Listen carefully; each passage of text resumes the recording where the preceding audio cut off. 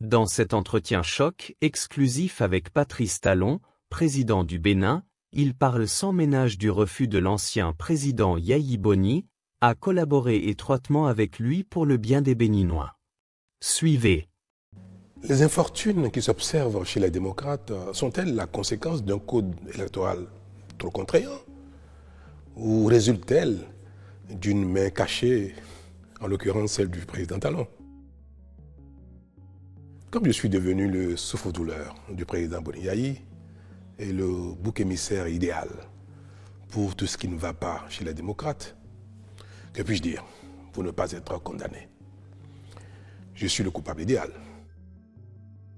Mais avant d'aller à l'échafaud, je vais vous dire à vous toute la vérité. Tout ce que j'essaye de couvrir depuis fort longtemps, en raison de ma charge et de la réserve que cela m'impose. En effet, depuis 2016, mon prédécesseur, le président Boni Yayi, s'emploie avec beaucoup d'énergie à faire échec à toutes les réformes, quelles qu'elles soient, et à l'action publique, quel que soit le secteur. Avant 2016, tout le monde priait pour une réforme du système partisan. Nous l'avons engagée et j'en suis fier. Elle consistait à encourager, voire contraindre les partis politiques au regroupement.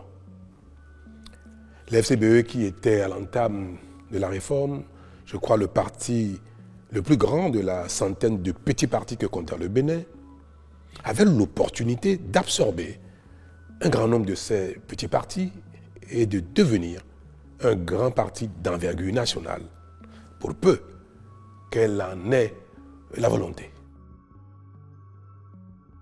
Mais comme c'est une réforme engagée par Patrice Talon, pas question. Pas question que cette réforme prospère, même si la FCBE devait en profiter. De même, l'appel de Patrice Talon à entrer en partenariat avec la FCBE et à accueillir des cadres FCBE dans la gouvernance politique et technique du pays a été refusé à tous ceux qui ont estimé le contraire et ont montré leur disponibilité à collaborer. Tout cela ont été bannis. Cette volonté du régime de la rupture d'associer toutes les compétences et bonnes volontés, quel que soit leur bord politique, à la construction du pays, s'est manifestée très tôt, et ce, dès la formation du premier gouvernement. C'est dans cette perspective d'ailleurs que M. Jean-Claude Oussou, membre du staff de campagne de Lionel Zissou, a été appelé au gouvernement en qualité de ministre de l'énergie dès le lendemain de l'élection présidentielle. Beaucoup d'autres, en raison de leurs compétences techniques ou de leur leadership politique, ont été appelés pour servir le pays aux côtés de Patrice Talon, élu comme président de tous les Béninois et non comme président d'une partie des Béninois. Certains restés fidèles à la ligne du parti et de son chef, je parlais des FCBE, du président Yayi Boni, sont manifestement entrés en quasi-rébellion contre le nouveau régime, et ceux qui ont choisi de servir le pays à mes côtés ont été, comme je l'ai dit, purement et simplement bannis. Ce sont ces deux phénomènes, refus d'adhérer aux réformes politiques et refus de toute collaboration avec le nouveau régime, qui ont conduit pratiquement à la scission des FCBE, puis à la création du parti Les Démocrates. Je résume. Et je peux vous dire que le point d'orgue de cette opposition radicale de principe a été atteint à l'occasion des élections de 2019. Mais de quoi s'est-il agi concrètement, Monsieur le Président? Mais vous n'avez pas manqué, en tant que Béninois, de suivre les événements, tout ce qui s'est passé au Parlement, puis à l'occasion de l'élection, avec les drames qui ont suivi. Souhaitez-vous que j'aille dans le détail? Allons-y, on veut bien comprendre, Monsieur le Président. Je crois que c'était en février 2019 que j'ai reçu ici au Palais l'ensemble des partis politiques représentés au Parlement. Parce que nous venons d'engager la réforme du système partisan.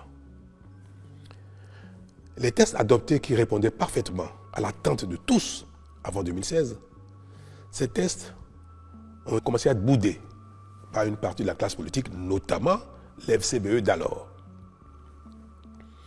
Et ils ont estimé que les nouveaux tests n'étaient pas convenables, trop rigides, et risquaient de ne pas les faire gagner des élections.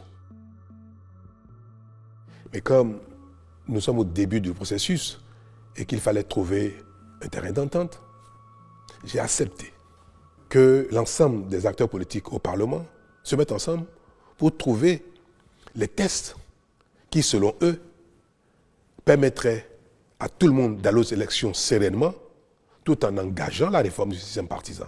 Ne pas rester au statu quo de notre passé connu, excusez-moi le terme, de pagaille politique, mais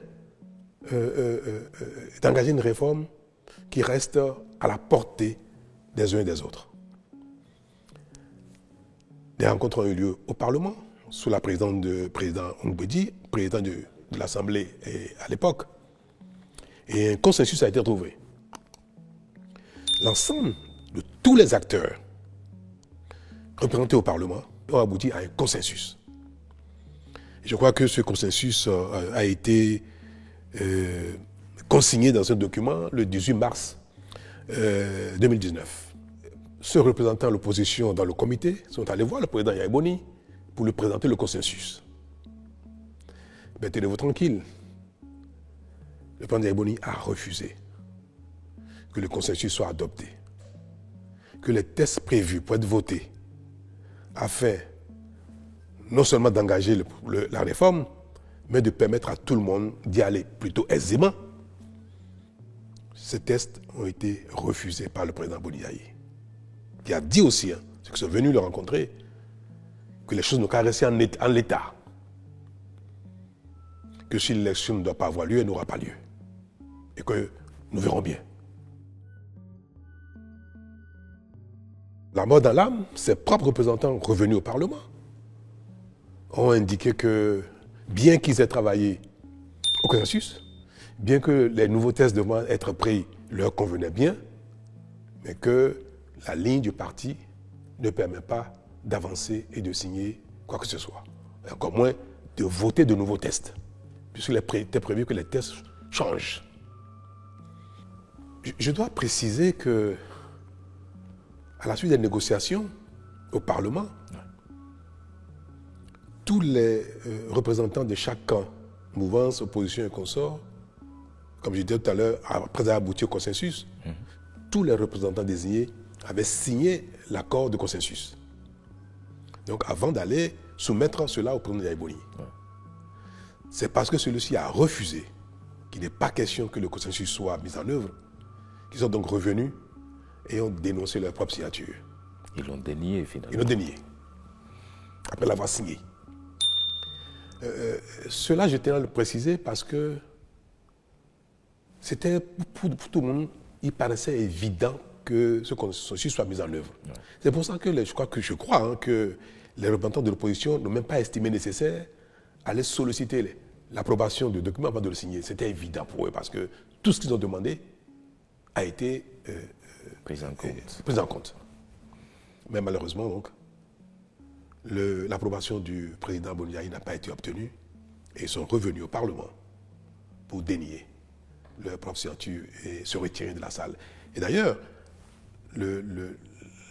à la mise en œuvre des tests, je crois, je ne me souviens plus le bon souvenir des choses, toutes les questions ont été évoquées, ils sont carrément sortis de la salle. Alors, voter un nouveau test, il n'en avait rien à faire. Continuer avec les tests existants, pareil. Est-ce qu'il fallait bloquer le pays? S'arrêter là? On fait quoi? Avec le test existant ou de nouveaux tests, rien ne se fera. Le Parlement a continué avec les tests existants et nous sommes allés aux élections législatives 2019. Vous connaissez la suite. Dites-nous ce que vous en pensez dans les commentaires, aimez, partagez et abonnez-vous.